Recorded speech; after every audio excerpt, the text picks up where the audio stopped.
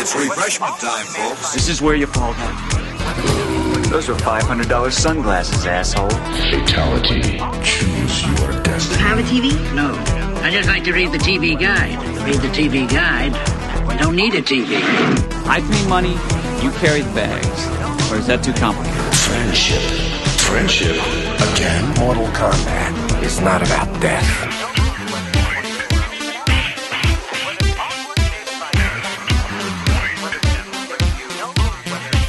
Finish him. Feel the power of You suck. Get over here! Nightwolf wins. Damn, you barbecued his ass. It has begun! Welcome to the Frog Brothers Podcast with your hosts, Justin and Alec. All right, welcome to episode 8 of the Frog Brothers Podcast. I'm here with my esteemed colleague, Justin. Hi, and welcome to Movie Phone. Today, we are going to be talking about Mortal Kombat, all things Mortal Kombat, the movies, the games, the television shows, the toys, the live shows. The live tour. Live from Mortal Kombat, it's the Frog Brothers Podcast. All right, well, we have a guest joining us today as well, which we will introduce in just a moment for you. You got any opening remarks, Charles in charge? Well, even though this is the Mortal Kombat special, I thought it would be noteworthy to say that got my hands on the rest of the real Ghostbusters Kenner Retro releases. Green Ghost, a.k.a. Slimer, and Mr. Stay Puft himself. And apparently you did too, so that's pretty slick there. So Series 1 is complete. Another note, let's see, what's today? Today's a big Star Wars special day, so the original was released on this day, and Solo, and which was the other one that was released this day? I don't know. You tell me. Yeah, I had it in my mind earlier, but I only remember, I remember the good and the bad. The original, great. Solo, not so much. Hey, but speaking of Star Wars and Star Wars stuff being released today, I did find a pre-special edition VHS box set at the thrift store, which I think I'm going to keep wearing masks anytime I go into a thrift store after that. The place smelled a lot less bad when I was in there wearing a mask, and I think that's just a cool fucking thing to do going forward in thrift stores because they're dirty and gross. Speaking of Star Wars VHSs that are unedited, there was a long time ago in Olathe, Kansas, when the three of us actually all lived there. I don't know, Justin, you might have lived in Overland Park or some bullshit, but we lived there. Our guests lived there. And I got my hands on some CBS Fox original unedited VHS tapes. And the first thing I did was bring them over to our guest's house, where we proceeded to binge-watch all three of them. I guess back then we would have just called it a marathon. I remember we showed it to our guest's father, who I don't remember his reaction whatsoever, but I just remember we were excited. And so our guest today, he's already on the line, he's listening in. He's like a dirty cuck right now. Here he is, Nathan Bartocci. It's now time to welcome this week's special guest. And joining me right now is two-time Tony Award-winning actor and four-time Drama Desk Award winner, Nathan Bartocci. Toasty! Hello. How's it going? Hello. Thanks for having me on today. Hi. How are you doing? Doing fantastic. How's it feel to be the first guest? It's a great honor. I'm really excited. I've been listening to all of your episodes, and I really love your podcast. I mean, you guys talk about stuff that I like, movies I like, and pop culture just in general that I'm super into over here. So I get a lot of fun out of listening to your podcasts. Gotcha. Don't break an arm jerking us off, but hey. Yeah, don't break a both of them. We'd snuggle the shit out of you right now if you're here. We'd make a little sandwich out of you. That's just weird and awkward. No, we wouldn't do that. Don't make claims that you're not willing to hit you with bars of soap, but that's fine. And by bars of soap, he means our penises. Naturally. So don't tell everyone their nicknames. So the first thing, we're going to be talking about Mortal Kombat today. I did some research so we could talk about one of the first things I want to talk about today is the new Mortal Kombat movie they're making. That's supposed to come out in January. Have either of you read much about this or heard much about it yet? Yeah. No, why don't you fill me in, Doctor? I figured Nathan might have at least done some shit on this. I have a bunch of notes written down, but tell me what you got. What do you got in your head, Nathan? What do you know about it? Oh, me? Oh, well, yeah. I mean, I've been looking into it. It looks pretty cool. There's some things that seem, that make me optimistic. Just like looking today at the Wikipedia and stuff, seeing that Scorpion's name is also Hanzo Hasashi and Sub-Zero's Bihan. Just kind of like that little detail right there, looking at the casting, makes me feel optimistic that maybe there's going to be, a decent amount of care put into character development and really playing out the lore of the series. So that has me optimistic. Definitely, I agree with that. I was looking at it and noted that myself because those are Scorpion and Sub-Zero's real names, obviously, the first Sub-Zero. And they obviously have some history, so it'll be interesting to see how that plays out in the movie, how much of that's in there. I bet there'll be some backgrounds finally and stuff. The guy who's playing Scorpion was in the movie The Wolverine is the only thing I could find out that he was in that I could see. But he was in a bunch of other stuff, too, it looked like, that I just didn't recognize. The guy who plays Sub-Zero was in Fast and Furious 6 and Star Trek Beyond. So there's an interesting cast for it. It's not a whole lot of people on there, but what did you think about, it looks like mostly classic characters except Nitara randomly in there. Yeah, I saw that. That's pretty cool. I mean, if, Nitara hasn't made an appearance in any of the games in a long time, and, once again, that just indicates that they might be doing more world building here and really, diving into the giant expanse of lore that's available to them. So, I mean, that gives me a lot of optimism. I think that one thing that might be, that does have me a little bit concerned is, it looks like it's the director's directorial debut, so we don't have a lot to go off of there. And then the screenwriter, I know he also wrote Mortal Kombat Rebirth, which I know we're going to kind of talk about that, but that gives me a bit of a fear just based on how that video was in terms of, trying to turn Baraka into some human, Reptile is a human, he's got some genetic disorder, and it's just like, I don't want to see that stuff. If you guys are going to do Mortal Kombat, I want Baraka to be from Outworld and Reptile to be a reptile, so I hope that they don't. Yeah. So yeah, the director, his name is Simon McQuaid, or I don't know how the fuck he says his name, but it's and then James Wan is a producer on it. He's very hit or miss on some random shit. I think he produced Aquaman. He was obviously very famous for Saw and stuff like that, but it's supposed to be released January 15th, 2021 by Warner Brothers. It's got the cast so far, because we haven't really talked about that much other than a couple of those characters, but it says Raiden is cast, Jax is cast, Nitara, Shang Tsung, Kano, Liu Kang, Sonya, Scorpion, Sub-Zero, and it says Johnny Cage will appear, but that's all it says on there. Yeah, that's strange. I don't know what that's about.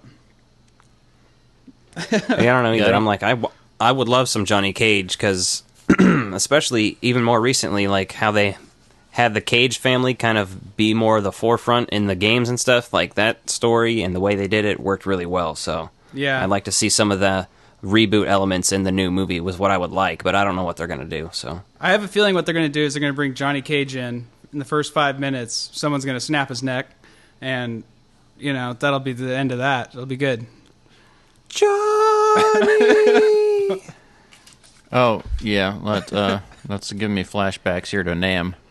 So here, By wait. Nam, I mean Annihilation. Real quick, before while we're talking about a Mortal Kombat overview in general here. I thought we were talking about the war in Vietnam. Yeah, no.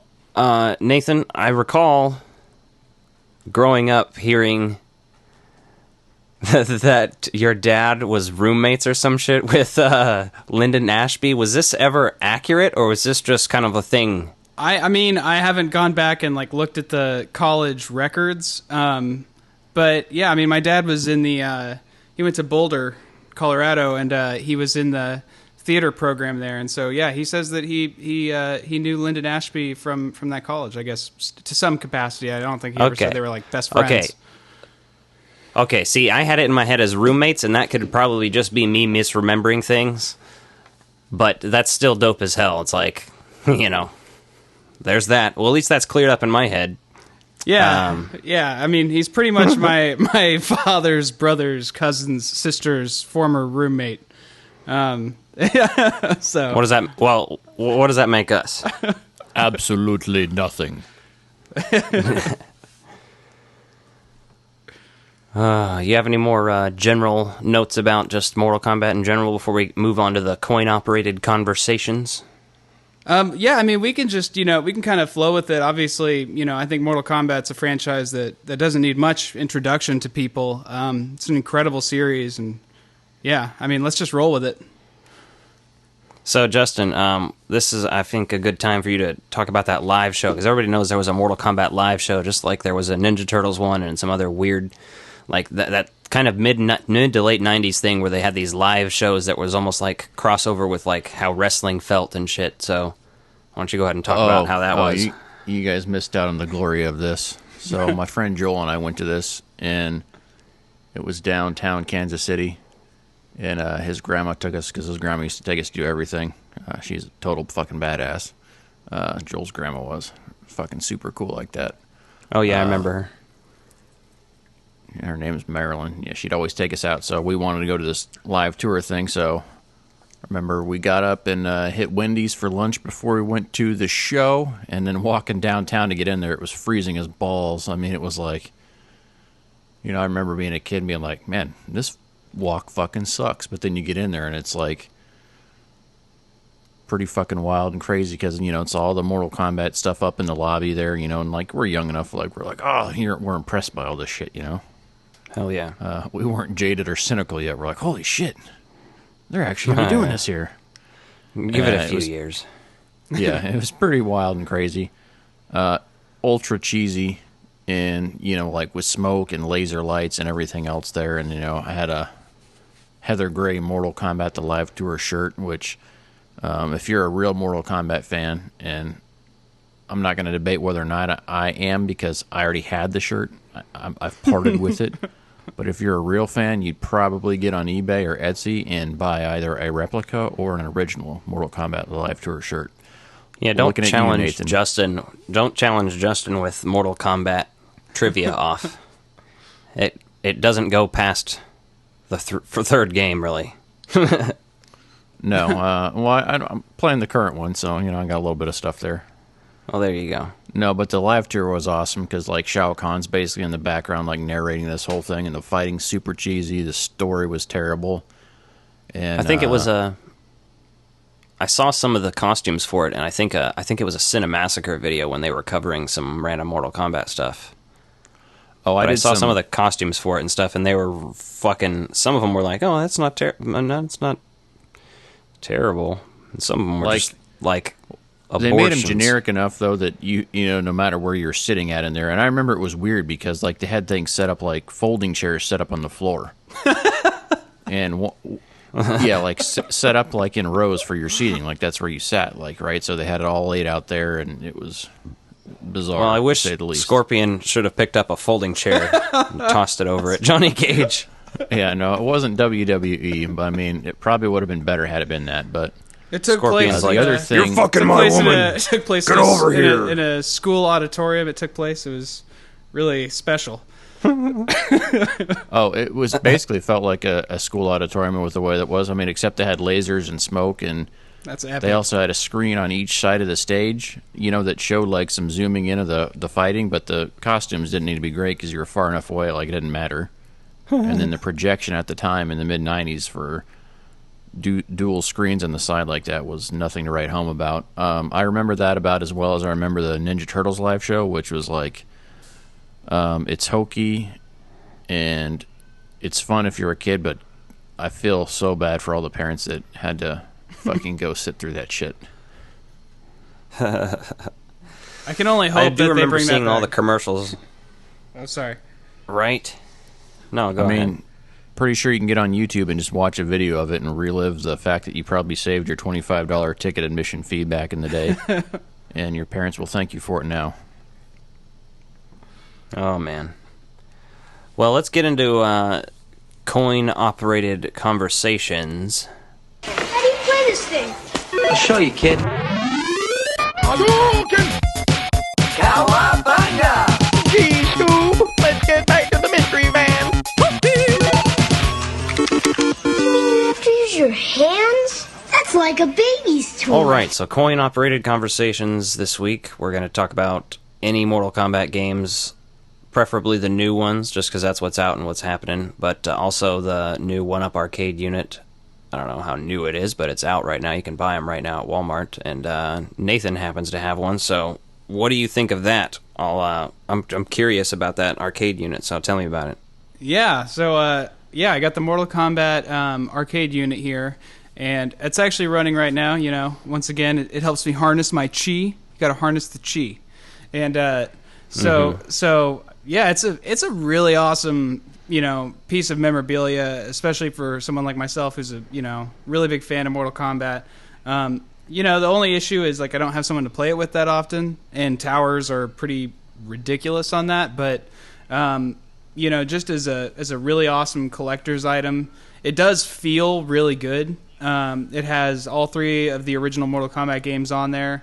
The cabinet style is based on Mortal Kombat 2, which is really good because it's ideally it's considered kind of the most iconic or the best by most people. So it's really cool that the cabinet's based on that. And yeah, man, I mean, this thing's an awesome piece of your living room if you're a big fan of the series. Yeah, I've been delivering pizza lately and making a fuck ton of extra money, so I'm thinking I'm going to pick one up here soon while they're still available in stores, because eventually they'll stop making them so much, or they'll make new ones and stuff. But I've always wanted a Mortal Kombat 4 arcade unit just because I love specifically the ones with the huge Quan Chi image on the side. Oh, totally. I think it looks dope. But I think I was curious about how it felt when you were playing it, because it's I don't know how much of it's emulated or what kind of software or what they're doing with that arcade unit, but if it's official, then chances are Ed Boon at least was like, all right, I gotta at least look at this thing and make sure you're not fucking it up. So that's a great kind of point. It actually feels really, really good. It has really good joysticks. The buttons are essentially 1-to-1 with what the buttons would be on those cabinets in terms of the high punch, high kick, low punch, low kick, run button, the block button. It's all perfect match. Plenty of space between player 1 and 2. The screen is really good, and it is an absolute. It's like a 1-to-1 of the arcade versions of the game. So to unlock the secret fighters in Mortal Kombat 3, you have to do the same stuff you did on the arcade cabinet. To have the fight with Reptile in Mortal Kombat 1, you have to meet the same exact qualifications and all that stuff. It's 1-to-1. Oh, that's dope as hell. Yeah, it's a lot of fun. I saw that they also had, just to mention, we already mentioned Ninja Turtles once, but I did see at Walmart they had a Turtles in Time one now out, so. Yeah, but I will tell you right now, I've played the Turtles in Time arcade cabinet a lot lately at one of the arcade bars here in Kansas City, and this is a hot take, so don't get it beating your ass? Don't get yourselves all butthurt. No, the arcade version's trash. There's way less levels than there are on the Super Nintendo level, or on the Super Nintendo version. So there's extra levels that are on there, so the game's longer, and there's additional villains in there, and some of the villains are laid out in different areas. So I found the Super Nintendo version much more enjoyable. Now, that being said, I have not played the reskin version they released on the PS3. You know how they reskinned that game and re-released it. Did either of you guys play that? I saw that. I heard it was really overly watered down from a control mechanic standpoint, is what the reviews I saw said. So, I didn't ever play it. But yeah, I mean, I still have Ninja Turtles on the NES, and got Turtles in Time on the Super Nintendo as well. I mean, those are great games. A lot of fun. Yeah, I've been eyeballing some of the tube TVs at my Goodwill, and I think I'm about to pick one up so I can hook my NES and SNES up, because I got I also have the first Ninja Turtles game where on the cover art they all have the red bandanas on or whatever, and then the face mask, and then I also have Turtles in Time on SNES from when we had it as a kid. So if you have the NES games that we had growing up as kids, you should have my copy of Ninja Turtles 3. Manhattan Project? The Manhattan Project, yes. Yeah, I think I do, as long as it's still in there. That's awesome, too. Yeah. But speaking of which, so the reason I bring up the Turtles in Time thing and it missing shit, so the exact opposite happened. So the first Mortal Kombat game I owned myself was Mortal Kombat 2 for the Sega Game Gear. That was the only Sega system I ever had as a kid. But we did a fair amount of road trips and stuff, so I talked Mom and Dad into get me a Game Gear, and then I had this, built in like a rechargeable battery pack, and that thing was like double the weight of the whole fucking Game Gear at the time. But Mortal Kombat 2 on there was light, so you didn't have all the fighters. The Game Gear is a small system, so you only had a limited number of fighters to play as. So, basically anyone that had a duplicate... I still have that somewhere, too. Yeah, duplicate character, but just with a color swap and maybe some move swaps. You're basically going to see those included on there just because you're able to get more bang for your buck out of your game save stuff that way and your file size, so... And then I'd always remember being pissed going to the arcade or going and playing in someone's house on Genesis or something else or, Super Nintendo and Mortal Kombat 2. And then you have all these characters and you're like, God damn it, I want to play as those characters in the fucking car. So what was Nathan, what's your experience with Mortal Kombat 1 through 3? Since that's kind of like the first Mortal Kombat era. Yeah. Like what systems did you play those on and stuff? Yeah, so that's basically my genesis into Mortal Kombat was not on the Genesis. My kind of awakening to Mortal Kombat was through Mortal Kombat Trilogy on the Nintendo 64. That was the first time I ever encountered the game, and the movie was fresh. Kids in the neighborhood are playing the soundtrack to the movie, and it was really rad. So that was kind of my introduction. I was still pretty young, but I'm a lifelong fan of this, so it's like it's all right. Trilogy. Right. Yeah. So I remember. I don't know. At one point, we had a copy. Maybe it was rented or borrowed from somebody. But we played Mortal Kombat, I think it was 3 on Super Nintendo at our house. For the Super Nintendo, I had Mortal Kombat 3. But what always pissed me off is... I don't know what happened to that. Well, you have all the fucking consoles, so... No, listen, that game... No, motherfucker, that game...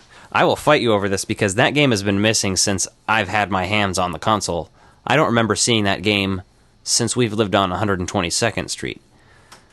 Same with my Seizure figure from Shadows of the Empire. So I think some dirty Mark-ass tricks were stealing some of our dope shit. But I don't know. And you see, that's weird. Either that or we're just children and misplacing shit, I did get that. But the thing with Mortal Kombat that used to always drive me crazy was all the fucking characters they'd always throw in the arcade cabinets, right? And start out there. So, they updated the arcade cabinets pretty regularly, with newer models or whatever. So, if you're a good arcade, you had the newest model of the release. So I remember going to the arcade one day and seeing Rain for the first time on there. I'm like, what the fuck is this shit? I'm like, there's another fucking ninja? What kind of bullshit is this? No one told me about this. I don't have this at home. What kind of nonsense is this? Really, really upset me at the time. I mean, it was really cool, but at the same time, you're like, what the fuck? Yeah, that's a cool... I've seen a lot of cool Rain cosplays because it's obviously a Prince reference because Purple Rain, but I've seen people dress as Rain and Prince do a mashup. That's pretty funny. That's pretty glorious.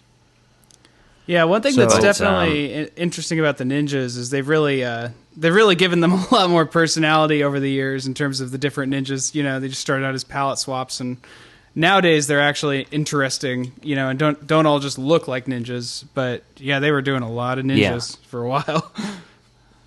For a while, starting in really with Deception, and I guess with Deadly Alliance, Deception and Armageddon, I think some of their character designs were too over the top. Like, specifically, I don't know what it is, but I hate Sub-Zero's design for Deception.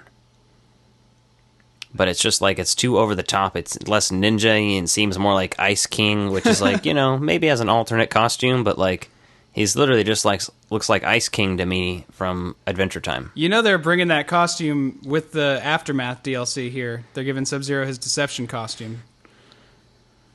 Well, I mean, as a downloadable content, like I said, it's not a terrible outfit. It's just like, oh god, I don't want to look at it all the time. It's like they tried to separate them into being non-ninjas too much. Yeah. I don't know. Some of them are cool though still, but Reptiles had some fucked up designs over the years. But yeah, he's also had some classic designs as well, so I think MK9 is one of my favorite Reptile designs, if I'm thinking about the right one. But I hated his design in Deadly Alliance. Oh, that threw me off when I first saw his Deadly Alliance design. He had a tail. That used to really, really trip me out because, he's... But they've changed his look every game. I mean, there's never been a single game where Reptile looks the same, Yeah. Well, between 1 and 2, he's pretty much the same. And that was about it. I'm old. My back hurts.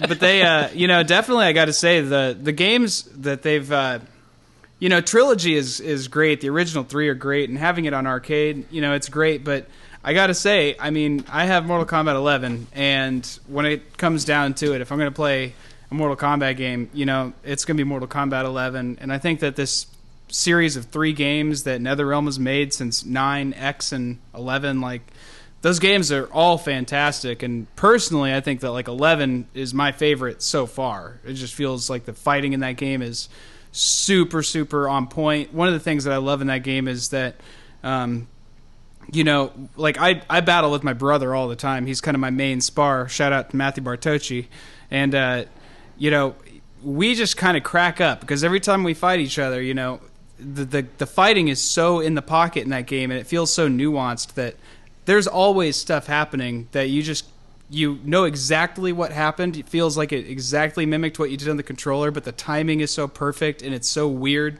And you're just like, oh my god, I can't believe I just dodged that. And just the weird stuff that can happen in that game, I think is really a testament to just how fantastic NetherRealm is. And since they've brought the series back to the 2D roots, I mean, it's been just, they've really gotten amazing. Yeah, see, that's one of the reasons I went away from the game for a while, right? Because I played Mortal Kombat Mythology Sub-Zero, right? And that's, basically a 2D side-scroller where you're playing like an action game, but you do have some like Sub-Zero's moves, which is... It's a fun game. It's a fun game for about an hour and a half. And I rented it. Luckily, I didn't get suckered into buying that one. I rented it and played it for, 2 or 3 day rental, whatever the hell it used to be back in the old-fashioned times, when you used to have to leave the house and go get shit. Yeah. Instead of just having it delivered or downloaded. And I remember Mortal Kombat 4 on N64. Our across the street neighbors had it, and we borrowed it a couple times. And I really liked Mortal Kombat 4, even though it introduced the 3D mechanics and stuff, and then it had some interesting stuff to it. I liked Rico or however you want to say his name. I just like that there was another new ninja, and he wasn't wearing a mask, even though he's not really a ninja anymore. If you go into his history and whatever, he's more of like a Shao Kahn wannabe. He wants to take over his spot and fucking live in his skin and Buffalo Bill his ass, basically. But yeah, there was also Fujin, who I think Fujin actually appeared in Special Forces before that, but they had another kind of godlike character like Raiden. I think there was also some shitty characters introduced in that one, but the good and for the a bad. While, they were good at introducing new characters still. Even in Mortal Kombat 3, some of the characters that are less popular, like Stryker or Cabal, they still brought back, and they've done great things with. Cabal's super great, has a great storyline now, and is awesome. So, my brother has mad love for Stryker. It's really funny. Stryker is the character who I hear people, don't like the most and stuff, but he was really awesome in Mortal Kombat 9. His X-ray attack in Mortal Kombat 9 was astonishing. Stryker's a pretty awesome character. Yeah, I have no hate for Stryker. When we played Mortal Kombat 3 as kids, he was one of my favorites. So even though he was kind of looked like a chubby cop, he did in that game. He did. I always thought he looked like he was gonna spill a meatloaf marinara all over his shirt, But he seemed like the type of guy. If you met Stryker in real life from Mortal Kombat 3, he's the type of guy that's part of like a fucking local militia and goes and stands outside of a fucking hair salon somewhere in a small town.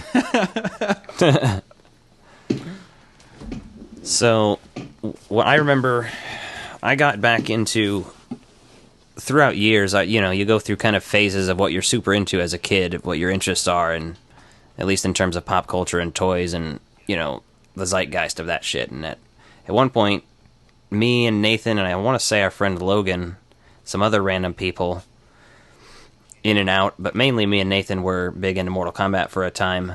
And that's when I picked up Mortal Kombat Trilogy used from GameStop on PlayStation, and we played the living fuck out of it. We would always, I would always bring my copy of Deadly Alliance over, and I remember us just like playing the shit out of it, like for just hours all night.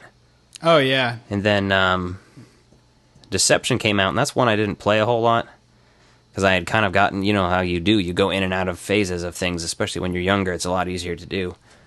But I didn't really play that one much. But by the time Armageddon was coming out, I was fucking stoked. Because finally there was another game, and they were including every character.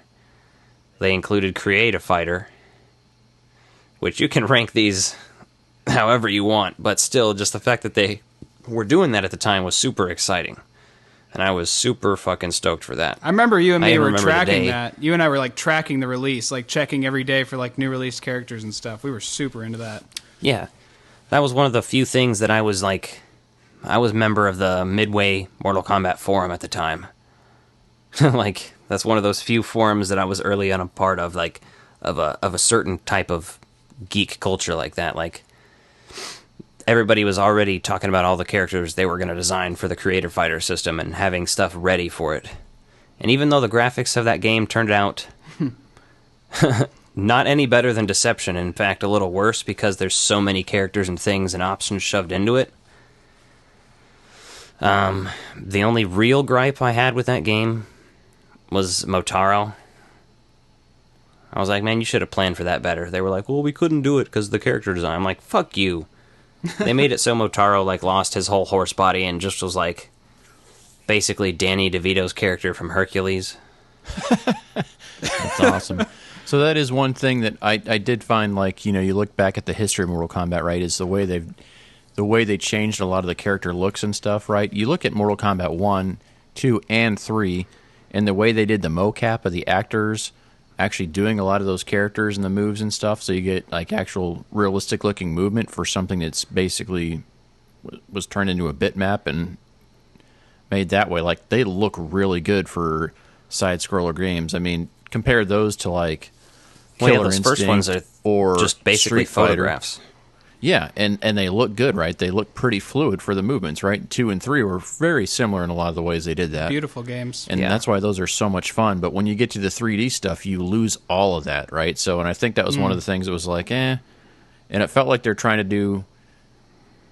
I mean, I get it, right? You want to break the mold a little bit, so you try to do something a little different than what you've done, and there's other fighting games doing 3D fighting, more of an open world 3D fight where you've got a bigger platform to go around and stuff like that, but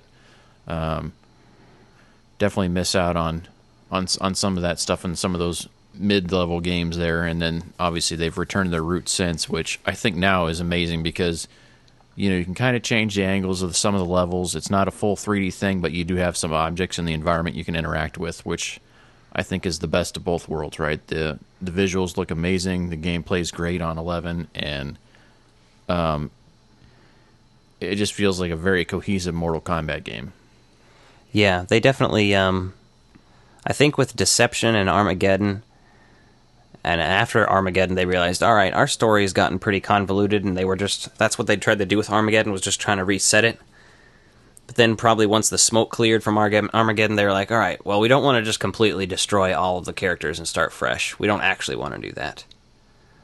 Why don't we find a way to do that and not fuck things up? Do the best reboot and ever. They went back, and exactly, it's when they went back and did Mortal Kombat 9. Like I said, Justin, if you haven't, you got to at least watch the YouTube videos of those stories, because the storyline of Mortal Kombat 9 and the gameplay and the outfits, it was fucking solid. And it defined what they came to do with Mortal Kombat 10 and 11, which, you know, Mortal Kombat 9 is obviously like, it's essentially Mortal Kombat 1, 2, and 3 redone. And then they're like, all right, but some things are changing, and then things are going to continue to change, so it's a whole new timeline. But it's also... It's a sequel. It's nostalgic. I don't know. It's a sequel it's hard to and a describe. reboot. Exactly. It's amazing. Yeah, one thing I got to give like a lot of props to NetherRealm and Midway, because I mean a lot of the guys from Midway moved over to NetherRealm, and NetherRealm was formed, and that's when Mortal Kombat 9 started. But like, you know, while they were going through all that stuff with the 3D fighters, and I had a lot of love for Deadly Alliance. I remember, you know, printing off sheets of fatalities, and but like, you know, I don't think they were like allowed to stay 2D at that time. I feel like there was a push in the industry where it was like if you weren't 3D, you were a relic. And it was kind of cool when Mortal Kombat 9 came out, because those games, you know, they were interesting, they were good. Midway was always doing and trying new things, and that's what's kept the blood of the franchise so fresh always. But when Mortal Kombat 9 came out, it really brought it back into, you know, the fighting. Just the core fighting experience became so much more rich, you know. Yeah. They did a great job with it, so... Yeah, I'll have to check those videos out. Nathan sent me a bunch of links, and I just haven't had the chance to sit down and watch them all yet, because he sent a lot of content over, so... I'm sorry, I've been spamming It's like you. watching... Yes, no, it's fine. I was like, Jesus out Christ, he sent me the motherload. Exactly. You know, I've been doing a little bit of homework, just making sure that my chops are up for this. But, you know, there's definitely some key talking points. One thing with Mortal Kombat 9 that, you know, and that's still, I think, most people's favorite. You know, if you go onto, like, the Reddit and stuff like that, people are, you know, they always post the character roster from 9. Everybody wants every character from the Trilogy games to be back all the time. But, like, that's when they decided that story mode should be cutscenes, then a fight. Cutscenes, then a fight. Cutscenes, then a fight. And no more of this, like, running around, you know, nonsense that was there before. And, you know, they've carried that on. So, I mean, really, it's just like 9 was this perfect culmination of, it was just like, this is what this game should be. Keep it this, you know, like forever. That's fine. Yeah. It simplified it and advanced it and revitalized it, and it fucking ruled. The only thing that they put... it's like the creative fighter thing was fun in Armageddon, but it wasn't expansive enough because it was PS2 and they couldn't put enough into it. I don't think I care enough to have it into the new games because they create such good characters with their own stories and stuff that I don't think you need to create a fighter in something like Mortal Kombat. It's fun, and I would do it if they put it in there, but they also had... what are they called? Oh, Motor Combat on Armageddon. That was like Mortal Kombat Mario Kart, pretty much. And it was pretty fucking bad. But I would play it because I wanted it to be good. It's the unsung hero. Yeah, you're out there, you're trying to get your bang for your buck, man. Like, back in the day when we were playing those games, right? It was, like, we grew up in a house of 4 kids, right? So, you know, everyone shared all the games we had, but, you know, I remember... You know, you just had limited resources, so it was like, well, we're going to get what we get, and you better fucking hope it's good games. And so, you know, obviously as the used game market got a little bit better and places like GameStop and that stuff started popping up, it was a lot easier to find games and get secondhand games and trade games and stuff like that, because beyond that, you know, you'd occasionally get to, like, trade or borrow a game from a friend, a neighbor or somebody, or rent a game for a weekend, but... you know, you're stuck with it. So it's like I was happy I had Mortal Kombat 3. Mortal Kombat 2 was awesome. 1, I just remember playing at friends' houses a lot. And then same thing with 2. Played 2 at, you know, friends' houses a lot when we'd go over there. And then when I finally had 3, it was like, oh, I don't have to be, like, just okay enough to win the occasional match. Like, you finally got enough chops, you could actually go through and win some battles. So, hell yeah. Well, with that being said, I think we will move on to our next segment. We got a couple more to go, and we're already at 38 minutes. It's fine if we go over this week. It doesn't matter. We will get through everything and just see what we're at then. But we're going to go ahead and move on to Another Man's Garbage. Another man's garbage is another man's coal. Leave all the nostalgia horse, just wait till you get old. Another man's garbage is another man's treasure. I know that you will hate it, and that fact gives me pleasure. Another man's garbage.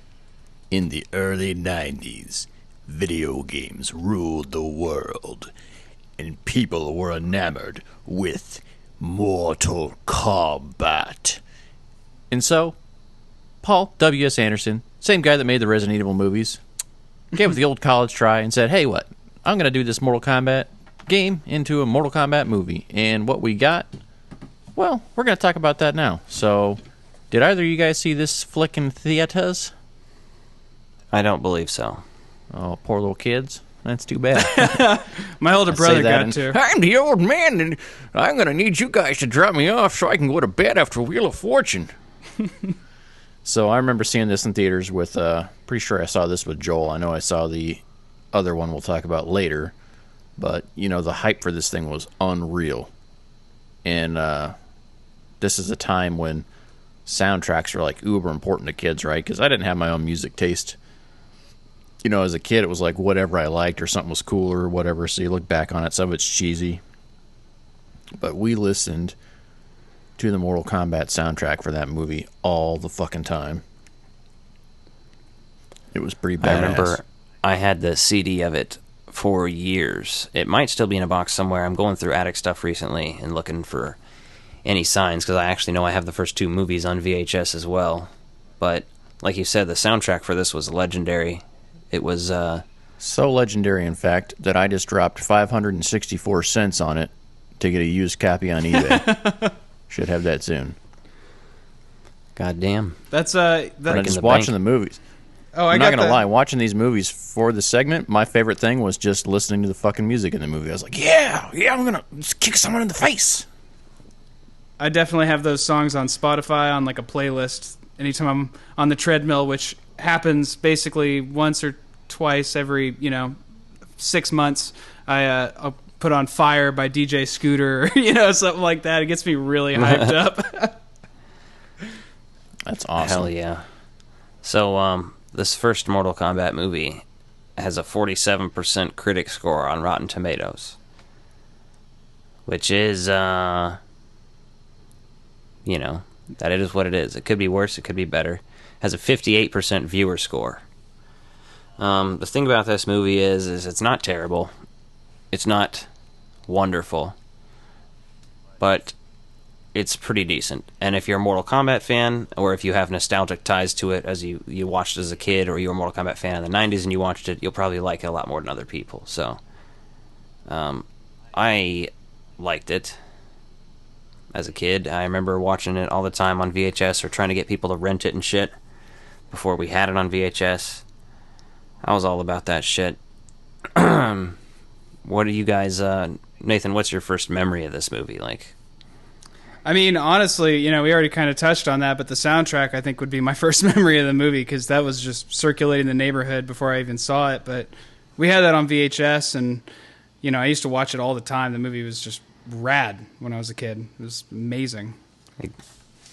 Yeah, exactly. So, we'll get into a breakdown of this thing a little bit here, but one of the first things I noticed just after the New Line Cinema logo fades away, the Batman-like-esque logo opening reminded me of the movie Batman, because in the first Batman, you're swooping around the Batman logo and shit.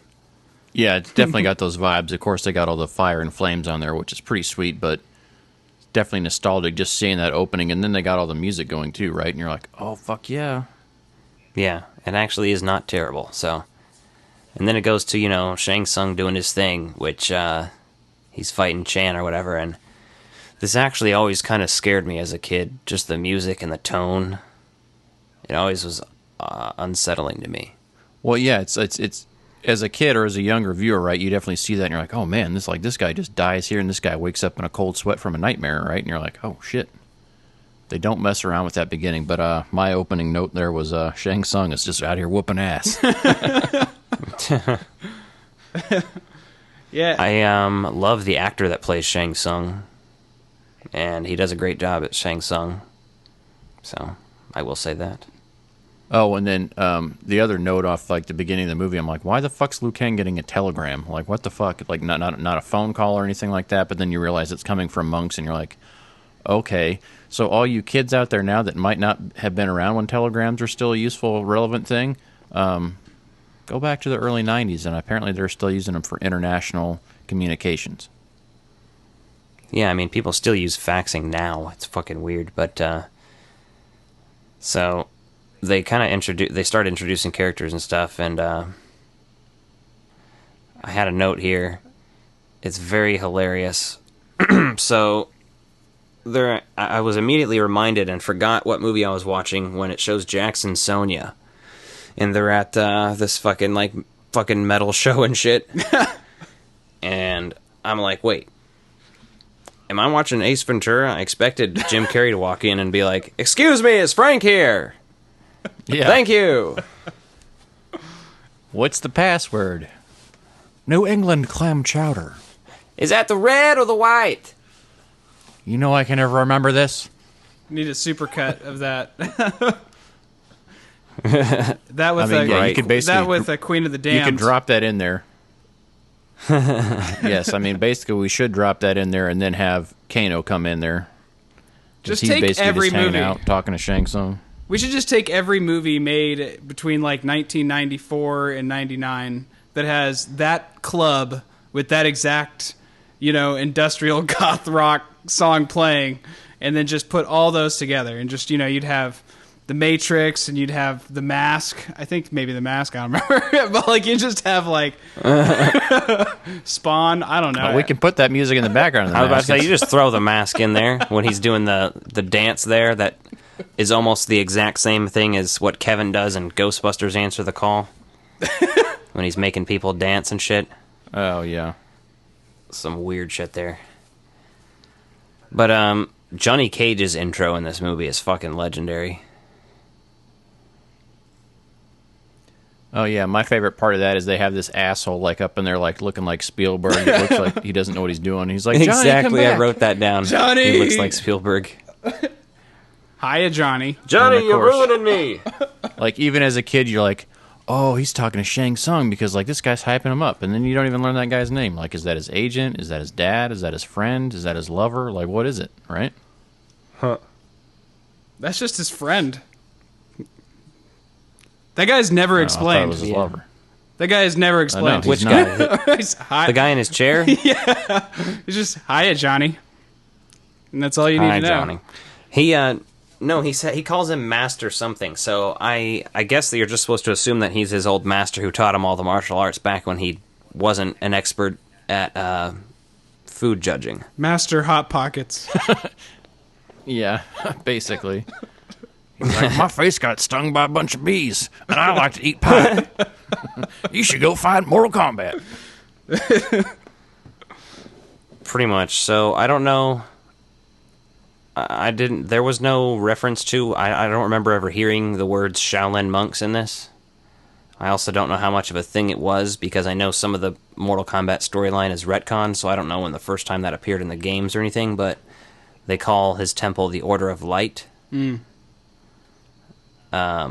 Which is, where you see Liu Kang over there, and then Raiden's like, hey, Liu Kang, fuck you, you're a bitch. You can't do shit, you punk ass. Yeah. And, yeah, but then the thing that the elephant in the room is that this is typical Hollywood whitewashing, and you're like, oh, Raiden's a crusty old white dude, and you're like, oh, yes. He's not the Asian warrior he is in the game. No, we got a crazy old white dude, and he's got a really cool, like, raspy voice. He sounds like he smokes a lot. On that... Should have been played by Sam Jackson. On that note, though, that you bring up a good point, one of the things kind of flashbacking to the new movie that we're talking about, that they're making, the cast is way more diverse. But like one thing I noticed was that the actor playing Scorpion is Japanese and the actor playing Sub-Zero is Indonesian, and that's completely true to their origins respectively within the game. And so that's definitely one of those things where they've made, obviously that's a big step forward. Yeah, Raiden is also played by a guy who is, let me see here. I actually have a note about that because it's pretty interesting. He's in, oh, actually, that's not the one I'm thinking of. Oh, you're talking about the reboot movie coming out next year? Mm-hmm. Yeah, then the reboot, the guy who plays Liu Kang played the Black Power Ranger in the Power Rangers reboot that just came out. And the guy who played Shang Tsung was in Dark Knight as the kind of businessman that they kidnap, you know? Oh, okay. Yeah, so they'd have some names in there. But I was going to say, I don't know exactly what he is. It sounds offensive to say, but I know that the guy who plays Raiden in this new one is Asian. I just don't know of what descent, so... Yeah, no, I'm looking forward to the new movie just to see, because when you have a diverse cast like that, you're going to have diverse fighting styles, hopefully, too, right? So hopefully you're going to see some more traditional fighting styles, so it's more closer to the game, right? Where everyone's a little more unique with what's going on as opposed to just the typical fight scenes. You know, like all the fight scenes in the Mortal Kombat movie look very similar, right? You can tell it's all choreographed by probably the same person there. A lot of the styles are the same amongst all the characters, aside from when they try to like throw someone's special moves in there, right? So, yeah. But I did appreciate that it looked like actual fighting. You know, a lot of the moves they're doing was like what you'd see if you've watched MMA. You'll see some of those real style moves in there. So, absolutely, yeah. And I think that the fighters in, there's definitely, one of the things that I heard, I think in an interview with Jackie Chan talk about was like, and I've never been able to unsee this with movies, is when you got the director doing all these quick edits between punches and hits, and nothing is real because it's all just edited around. And I think that, watching the original Mortal Kombat, there's definitely some decent amount of quick edits for sure, but I mean, you can see scenes like during the Reptile fight where Robin Shu, who played Liu Kang, he fell right on this pillar and like really hurt his back apparently, and like you can see that right in the movie. So there's definitely some decent fighting going on in that as well. Yeah, there's a scene I felt like when when they're first on the island. Here's another part where I was expecting to see Ace Ventura when they have that whole huge staircase. I expected him to be walking down it with his slinky.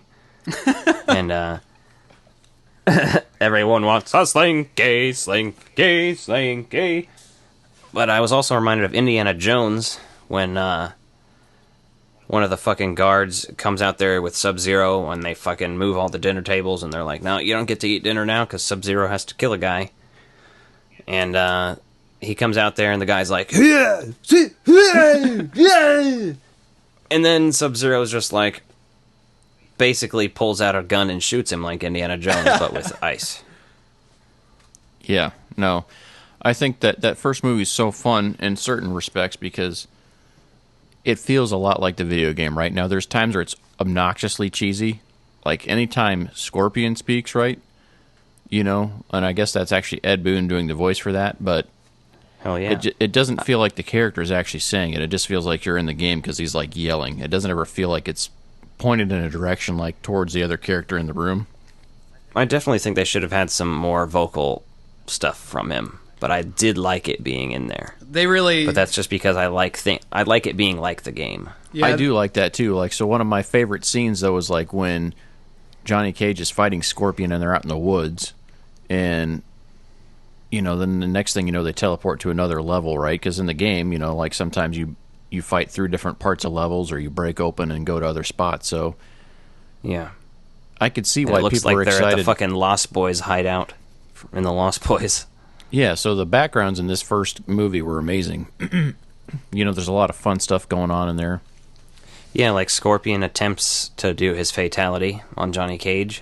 Yep, and even the backlighting in a lot of those is pretty cool. Like, there's lightning going on, there's things in there that like make the environment feel as interactive as it does during the game. So if you're watching and you're paying attention, it feels like some of these fights are actually playing out like you're watching them.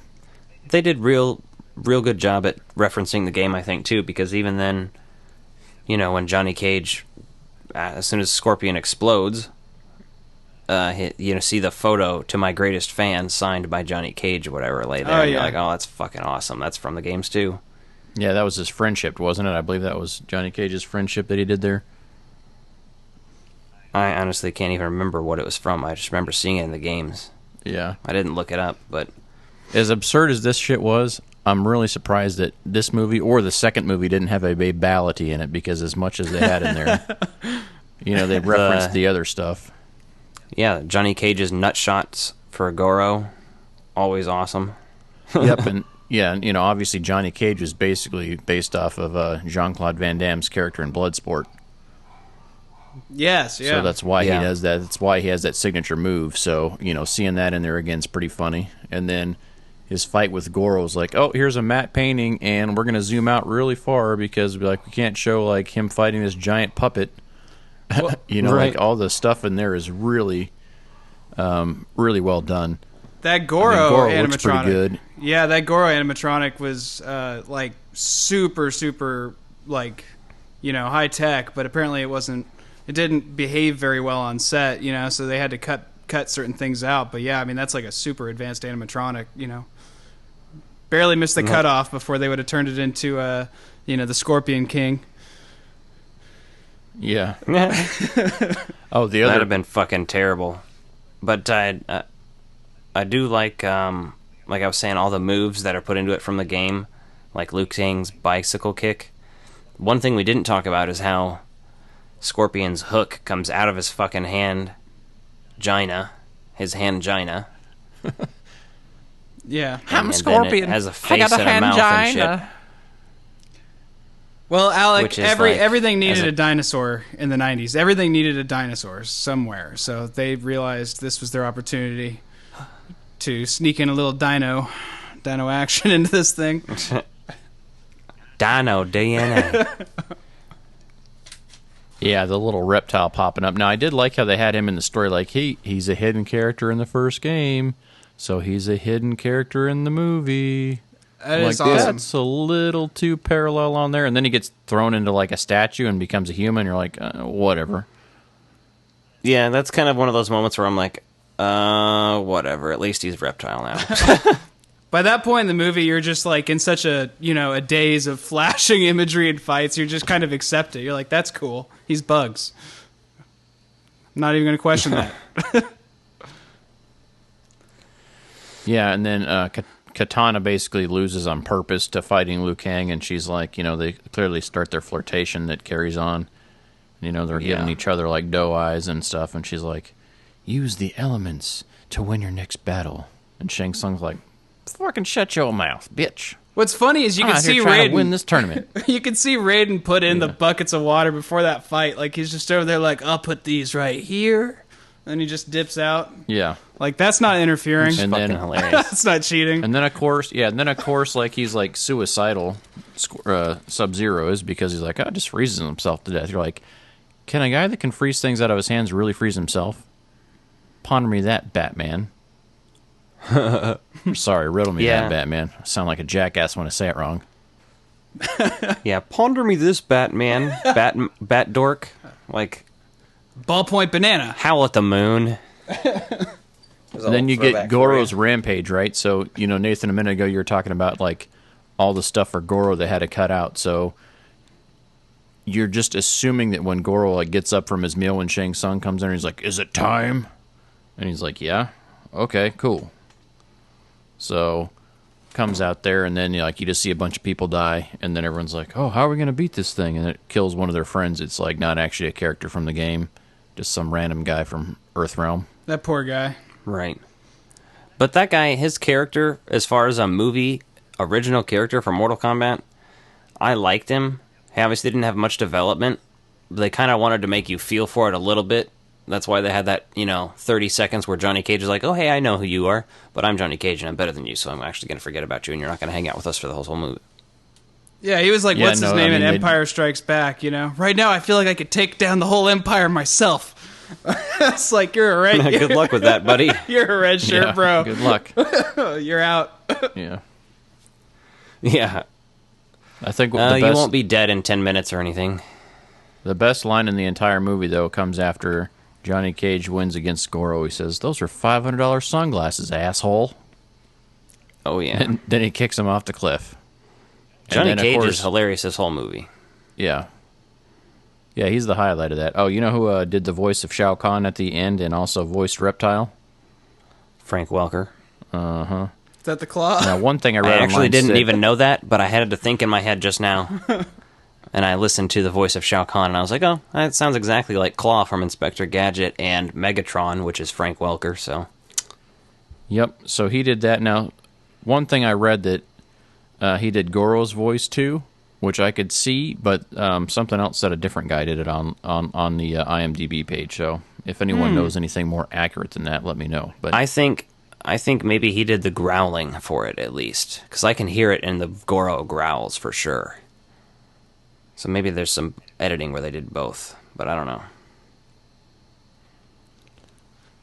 I like how after Liu Kang fights Reptile, he squashes his head after he falls back out of the suit and all the worms and shit fall out. I'm like, no one explains the worms to me. Like, is it just supposed to look neat? They're like, it'd be really cool, guys, if after he kicks the lizard guy's ass and then he falls down on the ground, turns to a statue again, bunch of worms and shit fell out. So, like, when you go fishing, you can just go, like, pick this guy's guts up and go throw a line in the water. I just saw that movie, Nightmare Before Christmas, and I think The Bugs is a surefire win with the kids these days. Yeah, the kids really like bugs, man. They're really going to love this part. Check it out. Let's do it. But that's what adds to the mystique of this movie. You know, there's so many funny, just random moments that are hysterical to me. Like, there's this moment where Raiden has a conversation with, Johnny Cage, Sonya, and Liu Kang, and I mean, it's just the Wizard of Oz. He's like, and you, Scarecrow, you can't win because you don't have a brain. And you. Yeah. He just goes through it, and I'm like, okay. But that all adds to the enjoyment factor of this movie, because I'm just smiling ear to ear. In both of these movies, Raiden, throughout the whole movie, is like, I am all powerful and a badass, but I'm not going to do anything. And then near the end of the movie, he's like, all right, I'm powerless now. Do you need anything? He's like, I cannot fuck out of here, you powerless bitch.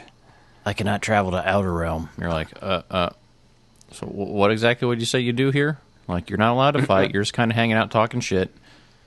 I'm going to draw But a I bath. get it, right? For story development, you do need to have someone that kind of guides you through the story and does that. And so when you're taking the limited character palette from the first movie, right, when they're developing this, I think just the first two games had been out, so it was like, okay, here we go. And they combined the two, game 1 and game 2 for the first movie, so. Yeah. Well, we're about an hour in now. If you want to go ahead and switch to our next segment, Top 5. Top 5. Top 5. Top 5. Top 5. Top 5. Top 5. Top 5. Top 5. Top 5. Top 5. This is Top 5. So we're talking Top 5 this week. Top 5 Mortal Kombat characters. So we'll start with the number 5 position, and we'll let our guest, Nathan, go first. Nathan, number 5 on your top 5 character list. Top 5 with a K. My number 5 is Reptile. Reptile is sadly not an MK11, but yeah, great. He's the first hidden character. He's kind of classic. I really love seeing how he's evolved through the games, kind of developing his identity. Starting in the first game, he was just kind of could do Scorpion Sub-Zero's moves, and now he's just one of the coolest fighters and iconic. So number 5 goes to Reptile. Nice. Solid pick. Reptile was always one of my favorites as a kid, so. There you go. My number 5 is going to be someone who first appeared in the game. Actually, he's a Mortal Kombat character who first appeared in Mortal Kombat Defenders of the Realm, the cartoon series from 1996. Later on, he would appear as a character non-playable in Mortal Kombat Mythologies, and finally as a playable character in Mortal Kombat 4, Quan Chi the Sorcerer. Quan Chi always intrigued me as a kid, specifically Mortal Kombat 4 mainly, but once you got around the Deadly Alliance, that's when he became one of my favorite characters. Because that game's really intriguing. The storyline's cool. He has a lot of cool moves. He's basically a necromancer, sorcerer. I always like when he has a really super deep voice and he seems like all fucking demonic and shit or something, you know? He's just kind of a weird and interesting character, but yeah, Quan Chi is my number 5. What do you got, Charles? I had Jade is my number 5. So she was one of the hidden characters in Mortal Kombat 2, and I remember, you know, so I said I had on Game Gear, right? So you have Smoke and you have Jade that are both playable opponents in Mortal Kombat 2. And I remember, like, on the Game Gear, I couldn't get to Smoke, but I could get to Jade. So it was, like, always my goal when I was going through the fighting scrolls to get that extra match and then fight her, too, because the game was so limited anyway, but I could unlock that match. And then I just liked her fighting style in those earlier games there. So I thought that was a good character. So dope. Nathan, what do you got for number 4? Number 4 is going to go to Jean-Claude Van Damme himself, Johnny Cage. Yeah, just he's always been the comedic relief of the story. I think that he's got probably my favorite story arc. Just seeing him go from this total ass to, you know, this really awesome kind of hero and father, and seeing those mash up in MK11 was also just really rad. But most importantly, he brought the nut punch. And I don't think that can be understated. Hell yeah. I sound like Miss America as I as I read my number 4. My answer's Johnny Cage. We're all inclusive on this, so you can be whatever you want to be on here, buddy. If you want to be Miss America, fucking A. Nathan, I just crowned you Miss America. What are you going to do? Probably all right. Have a shower. I don't know why. All right, I gotta have a shower. Somebody let me in.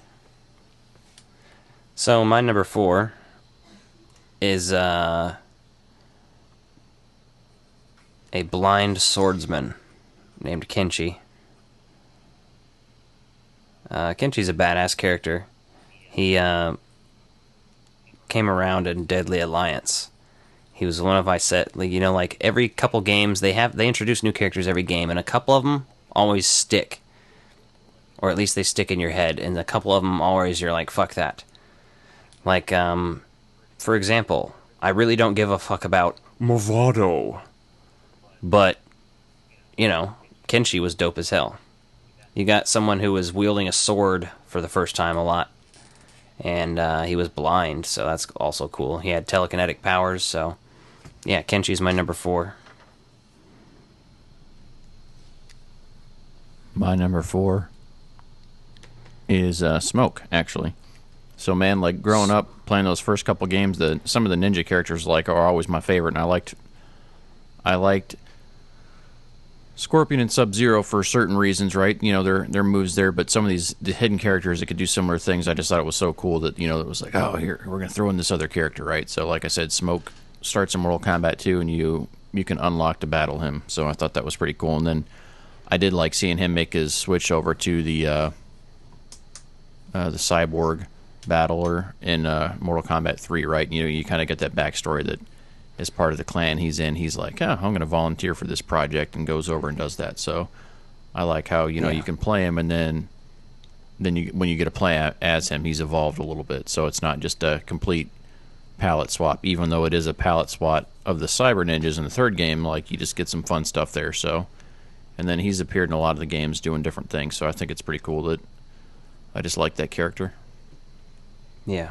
Oh yeah, Smoke was always one of my favorite picks as a kid. Just the robots, I would always go Smoke for some reason. What do you got for number 3? Number 3 is going to go to Raiden. I've got some pretty basic choices here, guys, but Raiden is my favorite just because he's been through every single game, and I really love him as a character because he's always trying to make the right decision, but he always makes like horribly catastrophic decisions that most often like lead to Liu Kang dying or people just dying, and he's just a really interesting. He's the character. Larry David of the Mortal Kombat universe. Yeah, yeah, exactly.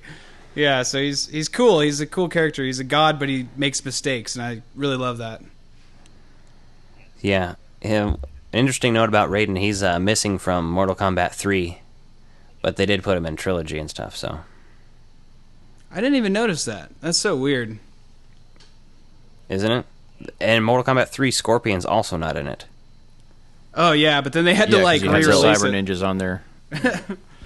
Yeah, they did. He's either in Ultimate Mortal Kombat 3 or Trilogy, but I mean, he's eventually in those again. He came out in Ultimate Mortal Kombat, which is the version that's on the arcade one-up, by the way. Thank God. So Scorpion's in that game, but yeah, that was a weird choice. My number 3 goes to a character who debuted in Mortal Kombat 3, and I believe has appeared in Deception, Mortal Kombat 9, I think he's in 11, at least as DLC. I'm not 100% sure on that, but he's Nightwolf. I like Nightwolf.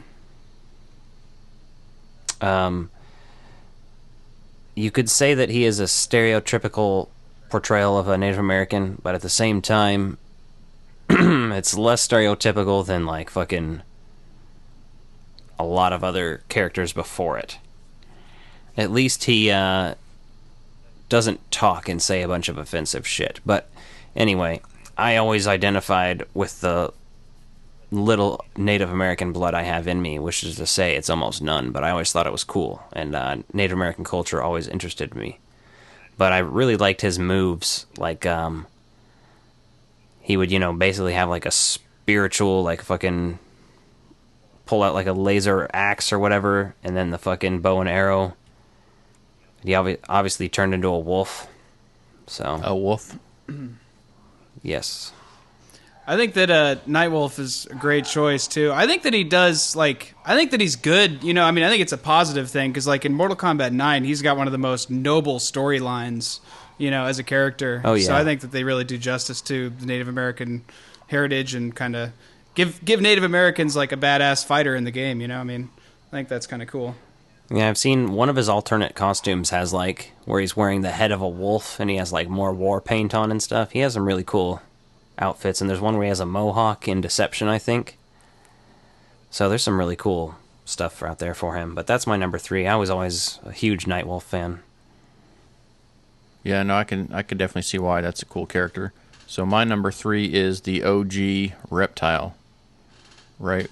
I remember going over to my friend's house, like, and you're playing Mortal Kombat, right? And, he'd figured out how to unlock the battle with Reptile, and so, like, we get down there, like, what the fuck is this? And then you can't play as him, and, like, there's nothing else of him, and, like, it was just such an elusive thing, and if you didn't do all the prerequisites right, you couldn't get to it. So, like, when you did get to it, it was pretty awesome seeing that hidden character come out. And then that was my favorite character to play as when I was playing Mortal Kombat 2 on the Game Gear, Reptile there. So obviously Mortal Kombat 3, I switched other characters up, and Reptile kind of came and went as there, but just for the OG nostalgia feel for me, Reptile's number 3 on the list.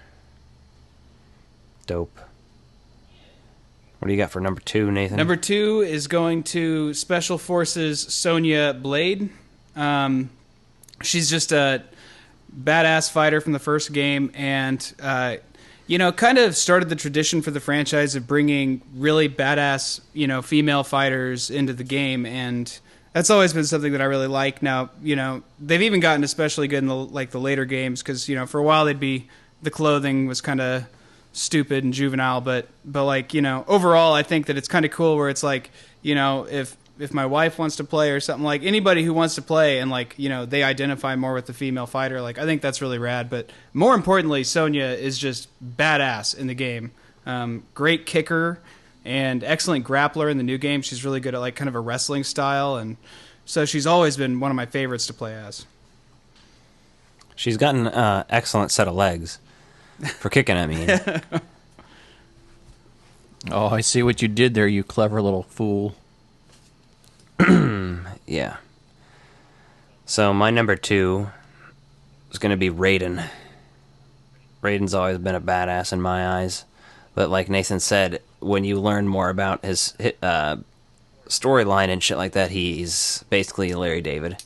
He just consistently fucking shit up, like burning Liu Kang alive, and like, oh shit, sorry, dude.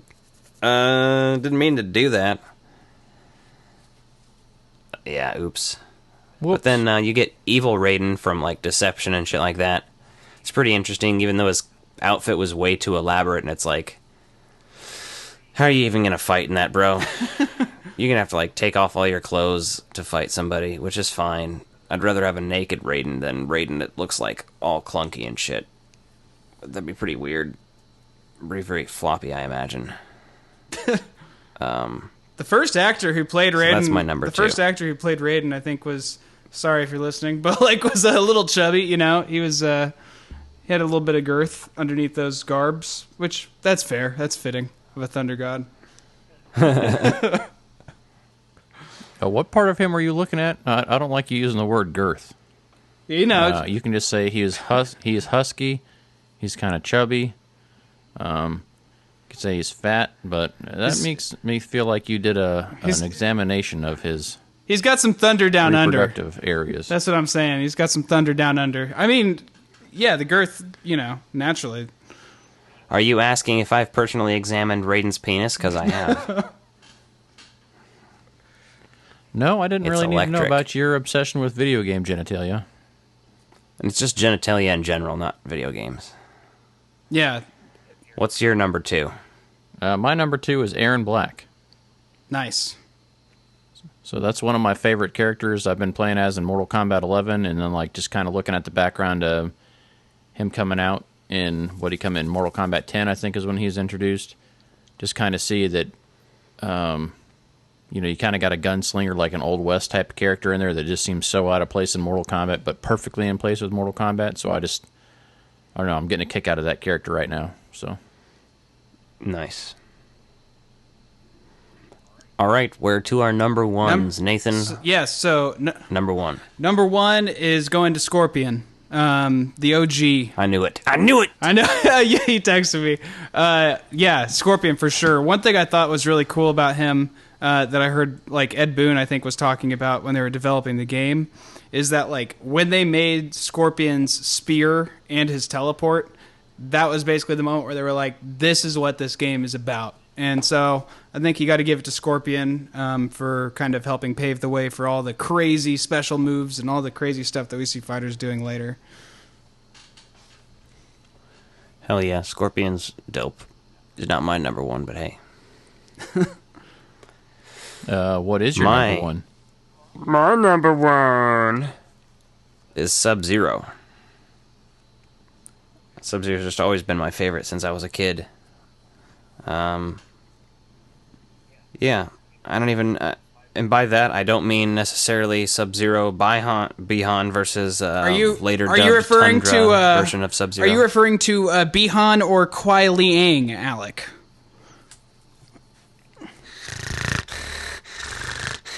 I'm referring to...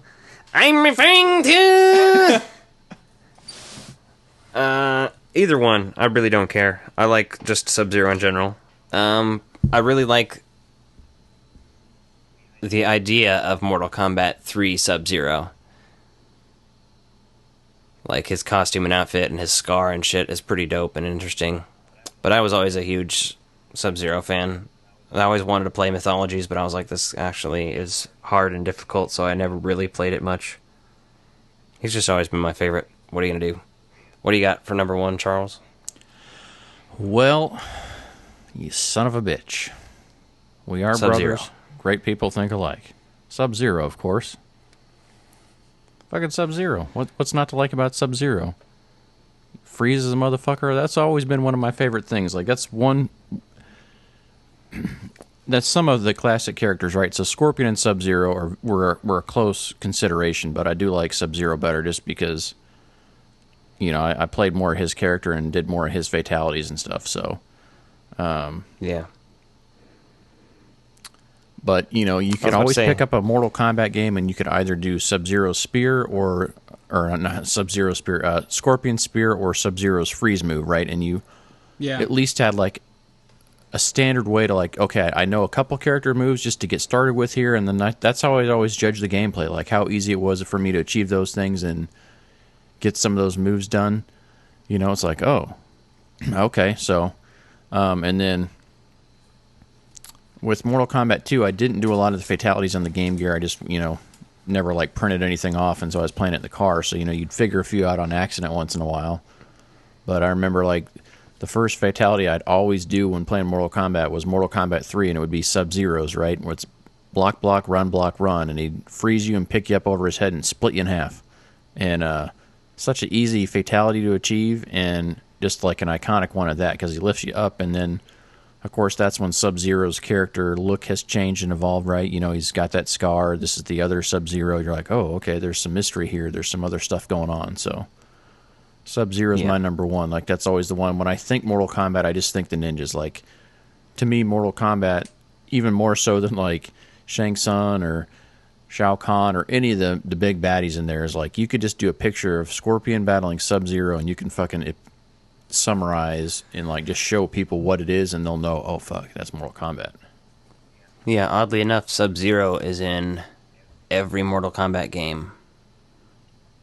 But Scorpion, like I said, is missing from Mortal Kombat 3. Sub-Zero might not be in Special Forces, but he's in every other game. Yeah, but he's also in you know, Mortal Kombat Mythology Sub-Zero, so that's at least like 5 points off. No, because he's the only one that was bold enough to get his own game, and he also... That's when they invented Chinook, or whatever his name is, however you say that. Shinnok? I like Chinook. Chinook. Schnooks. Yeah, it kind of reminds me of the grocery store, and, like, you know, you're kind of hungry, like, hey, what's Chinook cooking up over there? I have no use for excuses. Oh. So, speaking of that, and schnock, we're going to move on to our next segment. This movie is so bad. This movie is so bad. This movie is so bad. This movie is so bad. This movie is so bad. This movie is so bad. This movie is so bad. This movie is so bad. It's still pretty fucking awful. Alright, welcome to So Bad, It's Still Pretty Fucking Awful. Our new segment about terrible movies that are hilarious and entertaining to watch. This week, where it's our Mortal Kombat special, we're talking about Mortal Kombat Annihilation, and it came out in 1997. The critic score is perhaps the worst critic score I've come across yet for anything on our show. A 2% on Rotten Tomatoes. Ah, it's glorious. That's a beautiful thing. I can't calculate a 25% viewer score. I can't calculate just 2. Fucking Willy Wonka. It's one more than one. That's what the director said. He was like, let's just say 200 then. Let's just say 200. Basically. I can't calculate just 2. Let's see here. So, Mortal Kombat Annihilation, I think I did see this in theaters. In fact, in a mall, I believe. And unless I'm mistaken, you might have been there, Justin, but if not, it was just with Dad. Yeah, I can't remember who I saw that with. I know I saw it in theaters, though, because I remember seeing... So this movie is fucking terrible. It is fucking bad. Like, I had a hard time paying attention to this when I was just watching it before, and I just watched them both back-to-back, basically. And I was like, one, I was having a good time. I was watching along. I was like, oh, yeah, this is good stuff. And then 2 comes along, and I have not seen this in a long time, and I remember liking 2 in theaters, but never really watching it again or buying it after that, right? I think what I liked about the movie at the time when I saw it new was all the characters that they threw in there, right? Like, all these characters you see fighting. It was like, oh, that's what the Cyber Ninjas look like. Oh, that's what all these characters look like. You know? Mm-hmm. But the first thing I did when I started watching this movie today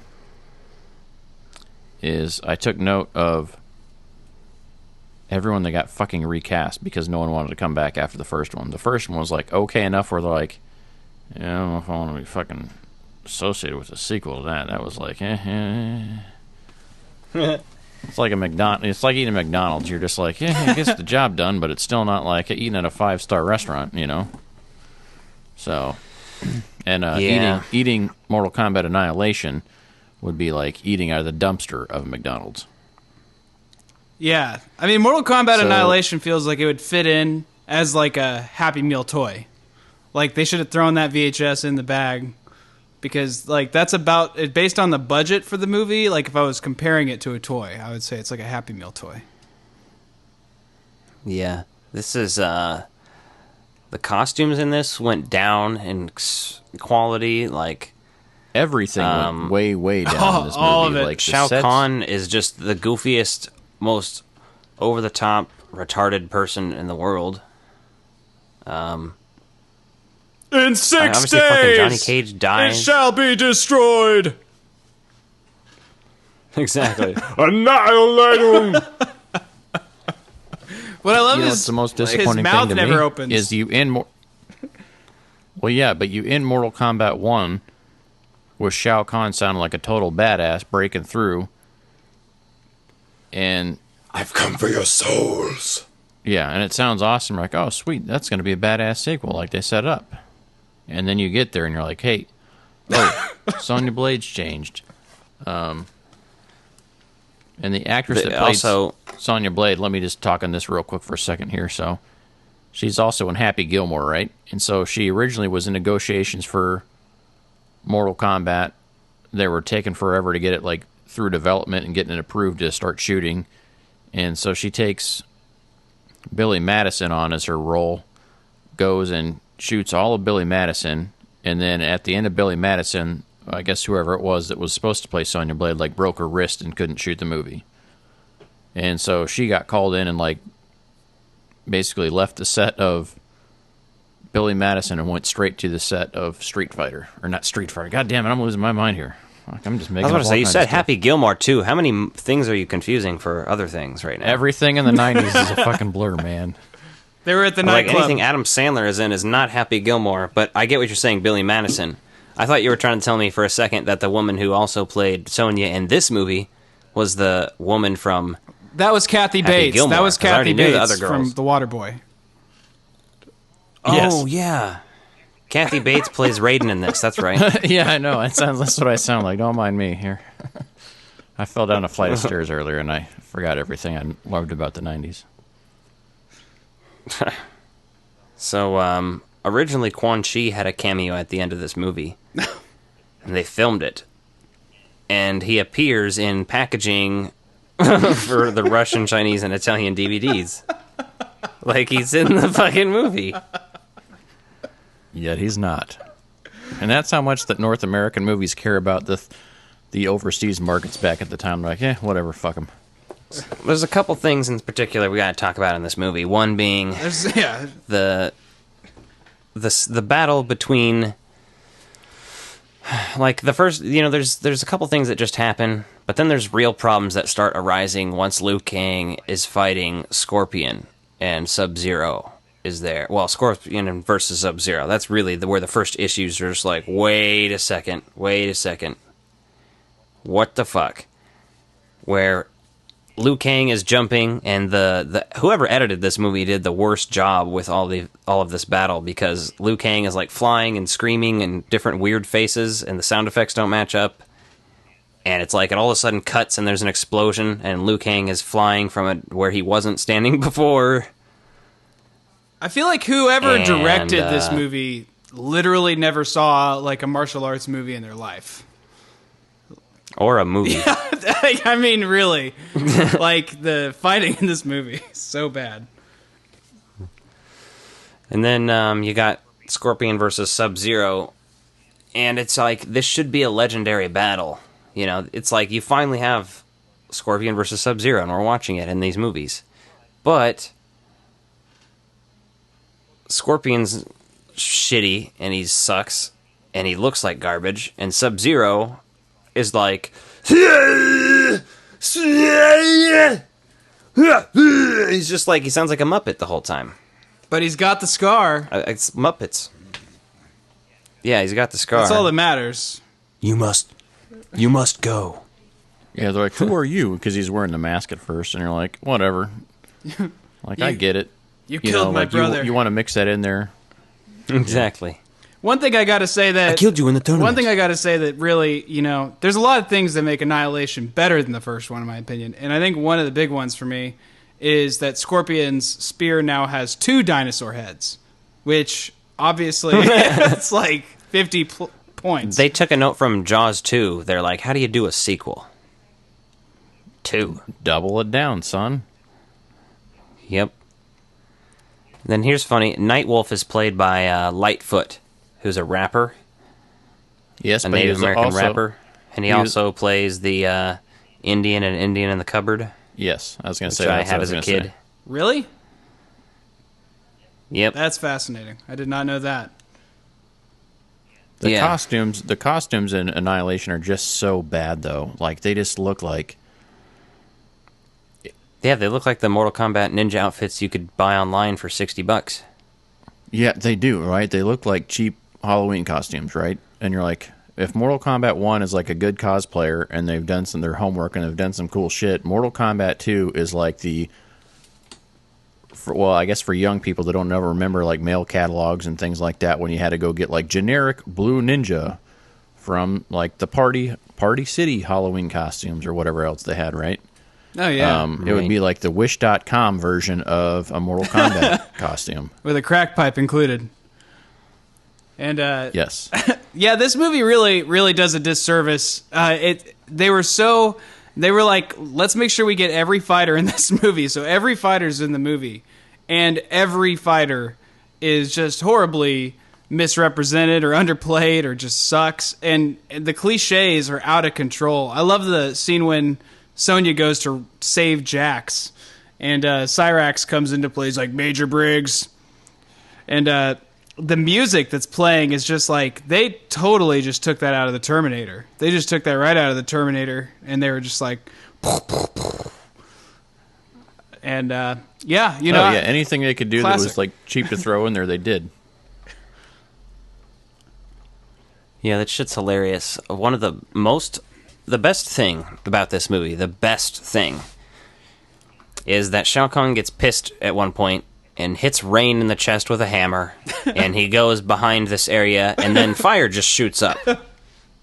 Like, that's just a legitimate way to die. Like, that's his version of pressing the button on his desk like Dr. Evil. And it's funny because later on, when Liu Kang is battling Baraka, he beats his ass and he kicks him over, and the same thing happens to Baraka. And by the same thing happens to Baraka, I mean the same shot thing happens. Because it's the same exact shot of Rain falling into the fire. But that also I mean, come on now. That also leads to one of the best kills. That leads to one of the best kills in the whole movie as well, though. The fact that they use the same shot, it will never happen again. It happened again. That shot happened again. But, like, the funniest part of that whole sequence, and I think my personal favorite part of the whole movie, is, like, Shiva. When she just walks into the room, she's just like, the date's over. She's just dead. Like, nothing. Right?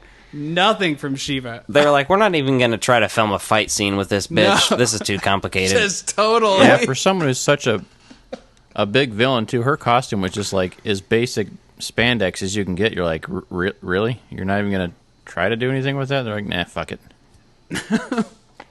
Right, and it's a shame because in the games, Shiva's a pretty dope character.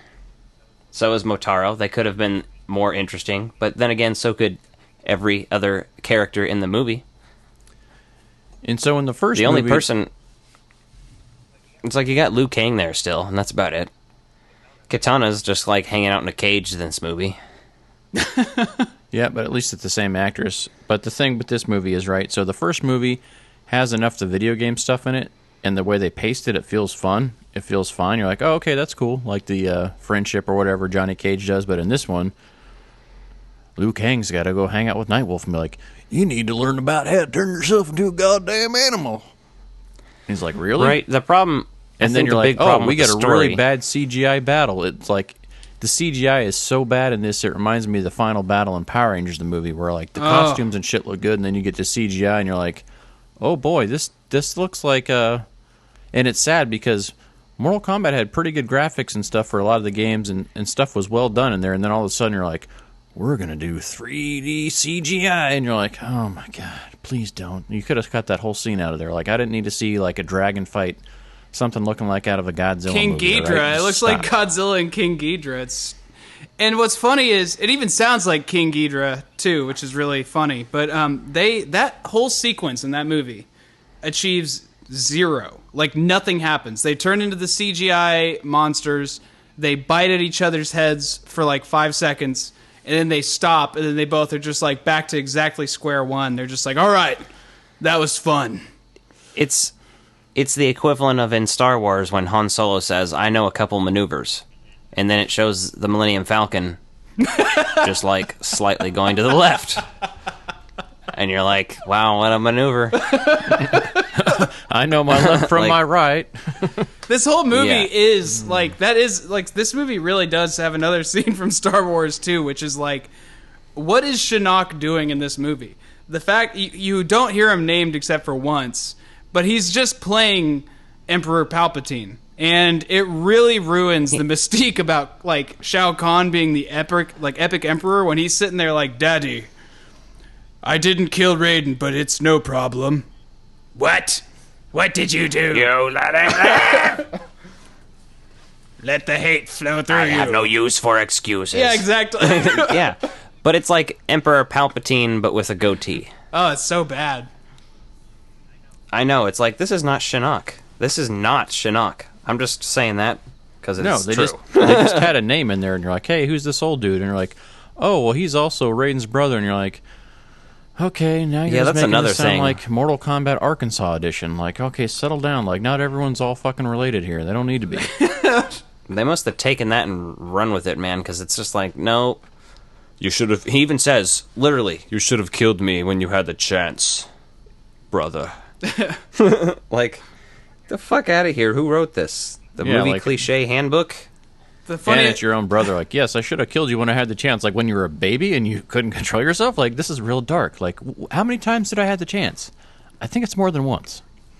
Another funny moment is, like, I just, like, at the end of the fight between Shao Kahn and Liu Kang, when the Elder Gods show up and they're like, it will be settled the way as is tradition through Mortal Kombat. And then, like, the music starts kicking in and you're like, oh, yeah, all right, this is the big part of the fight. This is what we've been waiting for. And then, like, Liu Kang kicks Shao Kahn and then, like, the music stops, like, 5 seconds later and it gets, like, slow. And there's just, like, nothing happens again. And all of a sudden, Shao Kahn's just like, how is this happening to me? And it's just such a horrible editing choice. I don't know. This movie is just full of decisions. Yeah. That you're like, oh, it's wow. bad. It's like, yeah. Yeah, it feels like Shao Kahn got his first period there. Like, at the, he's like, whoa, what's it? It's like, well, when a young lady starts to grow up... And, you know, then like, oh, you're bleeding. And you're like, well, yep, okay, there we go. And then we get CGI dinosaurs fighting. And then that goes away real quick. Because like, oh, goddamn, that's expensive. We're like, well, we can't end the movie on that note. And you're like, oh, I guess we'll go back to people. But we talk a lot. What the hell are you doing? As easy as it is to talk a lot of crap on this movie, I have to say, when I was a kid, dude, I mean, there was nothing else in the story.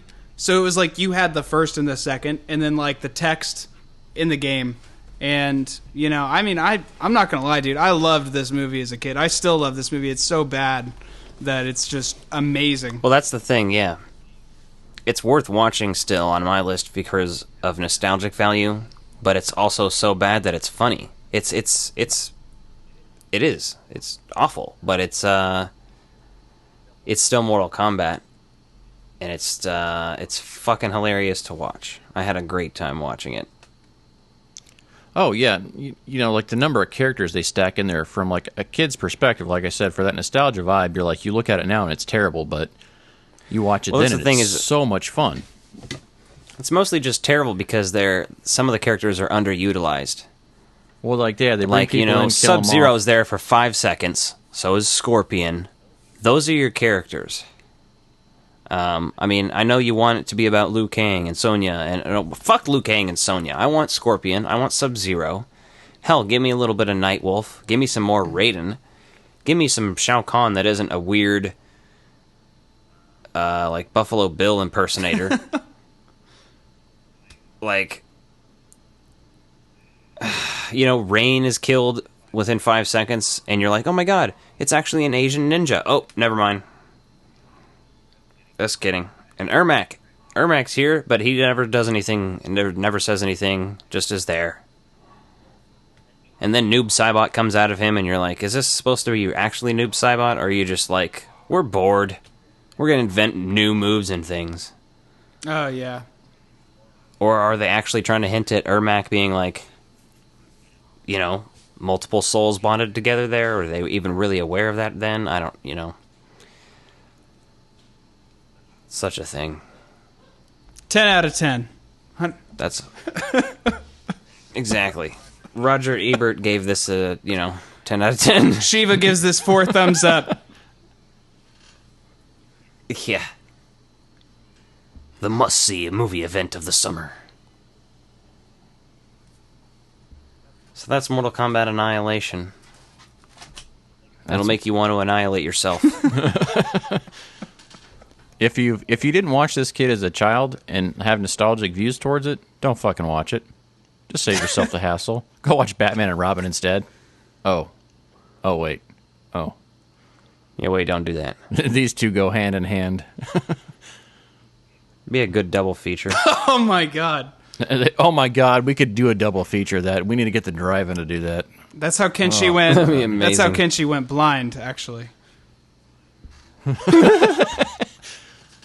That's glorious. Alright, well, that was episode 8, our Mortal Kombat special. Thank you, Nathan, for appearing as our special guest. Thanks for having me. Oh, and congrats on your sobriety, Nathan. Appreciate that. Oh, yeah. Pretty awesome you've achieved that, man. So good to see you taking care of yourself. Oh, yeah. It's Hell yeah. Appreciate that. Really proud of it. I'm really proud of that. That's one thing we want to talk about here and normalize these things, right? Where everyone goes through shit in life, and if you talk about it and normalize it and you make it okay, that's fine. But I imagine the thing that's hardest for you, though, is just the peer pressure of drinking culture in America's got to be the biggest obstacle to overcome for that, right?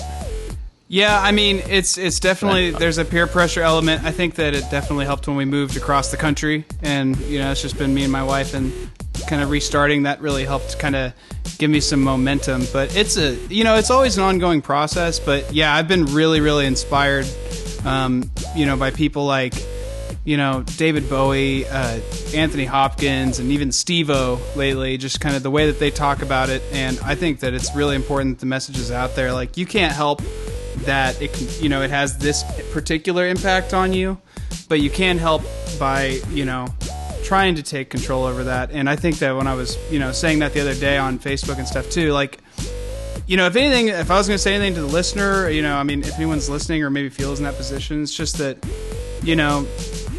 it's okay, and there's people out there who can support you, and it's something that people understand. Absolutely, yeah, that's good. And I've got some people I'm friends with that are, sober for one reason or another, and like, you just got to respect that, right? And that's an awesome thing. So keep up the good work there, just like Alec has been working on taking care of himself. I've been working on things to take care of myself, and life's so much more enjoyable when you're presenting and working on being the best person you can be. But it's always a work in progress, right? It's just like routine maintenance. Your car needs an oil change and new tires once in a while, and shit, so do we. So keep it up, man. Yeah, exactly. The only issue is if it's not one thing, it's another. So now I just have this like really horrible morphine addiction, but I'm working on that. So. Well, I would say switch from morphine and go right to crack. Crack is a lot more readily available than morphine. If you guys haven't smoked meth out of a light bulb, have you even fucking lived? Hey, dude, I use Wish too. Okay, I'm with it. I'm hip. No, exactly. I'm hip. Now, usually instead of doing these other things, we just find other hobbies that are much cooler, like fucking buying shit.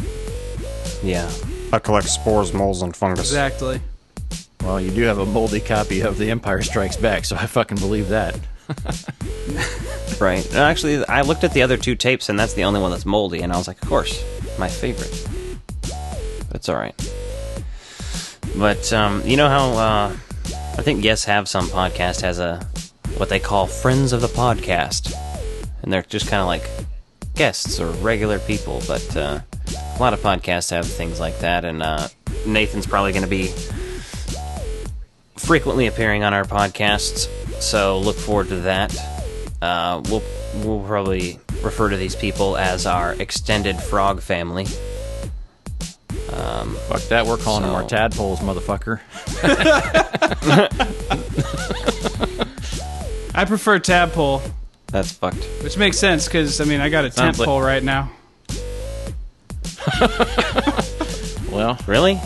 How many times? I mean, I've jerked it twice since we've been sitting here, so I can't get it up anymore. I've already... Sounds like Nathan's ready to start his OnlyFans.com account. Well, that is my plug. That's my plug for today is, And Nathan's OnlyFans, he plays Mortal Kombat arcade cabinet naked and does exotic things with the joysticks. I played Mario Kart, and every race at the start, I just immediately drive backwards and just do that all the time. Oh, so you like saw Ready Player One? Okay, cool. Yeah, just like that. I did see that movie too. Actually, it's a good movie. It is. I was hoping you'd get the reference on there. If not, I was gonna be like a total like wah wah wah. All right, well, we will talk to you guys next week. We're going to be doing a regular episode, and then the following week after that, we're having Tony Onaveros on. Nathan knows Tony. We all know Tony. Tony's a great guy. Tony Montana. Hey, fuck you. How about that, huh? Yeah, Tony's awesome. So what I want to hear in the comments on social media this week, though, is we talked Mortal Kombat. So tell us your top 5. I don't care about your top 5 characters. I'm not gonna lie. I just don't. What I want to know is your top 5 friendships or babalities. Tell me those. Those are more interesting to me. I wouldn't even be able to necessarily tell you my top 5 off the top of my head. I would have to do research for that, which goes against the very premise of top 5. Well, then you're not a very good Mortal Kombat fan. I guess neither am I. Nathan might be a better fan than both of us. So he's our video game expert. Whenever we need video games, it's gonna be like that pawn shop show, and we're gonna be like, "Let me call up a guy." Nathan. Yeah, I mean, well, it's and he'll be easy. like, "Best I can do is Mortal Kombat." Pretty much, Mortal Kombat. Zelda. I can talk Zelda. Mario, I'm good at. I was about to say, you can talk some Mario shit. Oh, I could talk about Mario all day, but that's for another time. But Nathan can talk about all the pop culture with us, not just this kind of shit. He's well versed in Simpsons, South Park, movies, Coen Brothers, all the things. So we will pick another topic next time, or just let him join in like that and go from there. So sounds good. Yeah, Nathan, if you start buying collectibles, and I don't know how many you have besides your arcade cabinet, since that was not cheap, just keep us in a loop with what you're buying. That way we can justify our buying. Yeah, absolutely. I got some cool stuff I can share. I got one thing I'll share that I'm pretty fond of is I have this is a gift from Austin, my friend Austin, shout out, but he gave me an Ocarina of Time edition Link amiibo for the Nintendo. So it's like a little action figure, but it looks like Link from Ocarina of Time on the N64, and he's holding the ocarina, and it's probably one of the dopest things that I have. It's one of my favorite collectibles for sure. I got a couple. Nice. Hell yeah. Excellent. Well, we'd like to see them online. I really appreciate you guys having me. Well, thanks for joining us, and hopefully you and Alec get a snuggle soon. Thanks for coming on my face/podcast. These are my dinner guests, the Frog Brothers. Frog Brothers. Frog Brothers. These are my dinner guests, Frog Brothers. Frog Brothers. Frog Brothers. These are my dinner guests, the Frog Brothers.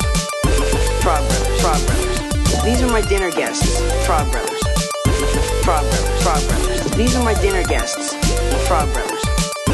Frog Brothers. Frog Brothers. These are my dinner guests.